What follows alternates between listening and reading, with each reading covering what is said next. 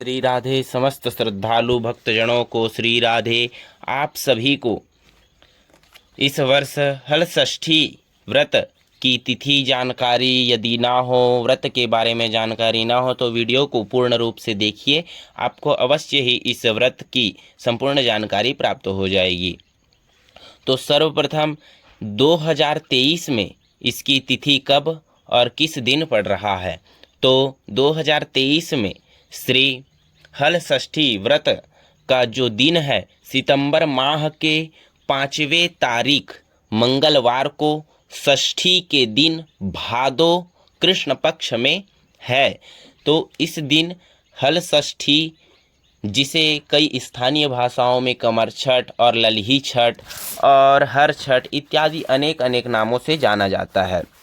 तो इसकी प्रारंभ कहाँ से हुई। तो एक बार क्या हुआ कि भगवान श्री कृष्ण और धर्मराज युधिष्ठिर जो है आपस में चर्चा कर रहे थे। जब वे चर्चा कर रहे थे तभी महाराज युधिष्ठिर ने पूछा कि हे कृष्ण जी, इस हल षष्ठी व्रत का प्रारंभ कहाँ से हुआ। तब श्री कृष्ण जी बोलते हैं कि इसका प्रारंभ हमारे माता जी से हुआ है। कंस ने हमारे 6 भाइयों को खत्म कर डाला मार करके। तब हमारी माता अत्यंत दुखी थी। तब उनकी दुख पीड़ा को देख करके नारद जी ने उन्हें बताया कि हल षष्ठी नाम की एक व्रत कथा है, जिसको करने से पुत्र पुत्री संतान की प्राप्ति होती है और संतान की प्राप्ति का यह बहुत ही उत्तम व्रत है। इसको करने से पुत्र संबंधित सभी मनोकामनाएं पूर्ण होती है। तो इसका प्रारंभ भगवान श्री कृष्ण के जन्म माता से हुआ था और वहीं से इस कथा का प्रारंभ हुआ, वहीं से इस व्रत कथा को मनाया जाता है।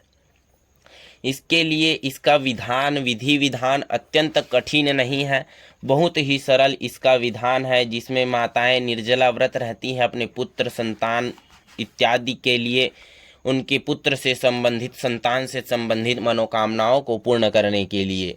और इस व्रत कथा के प्रभाव से उनकी मनोकामनाएं भी पूर्ण होती है।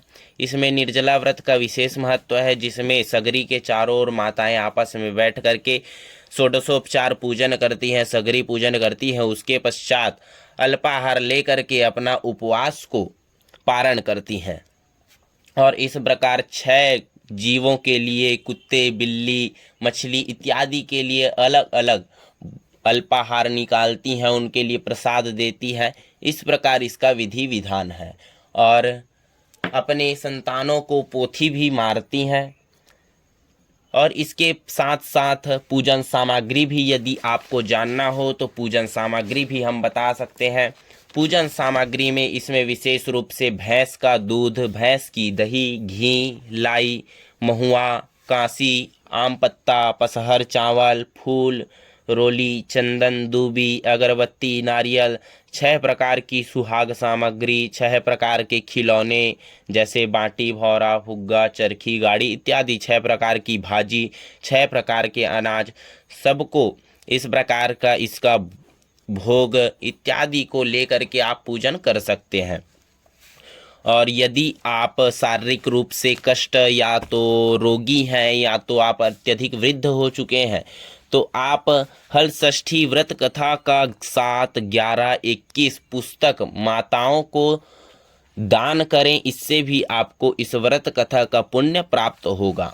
तो बोलिए हल षष्ठी महारानी की जय। और यदि किसी प्रकार का जानकारी चाहिए हो तो फिर मैसेज कांटेक्ट करें, कमेंट में आप पूछ सकते हैं। राधे राधे।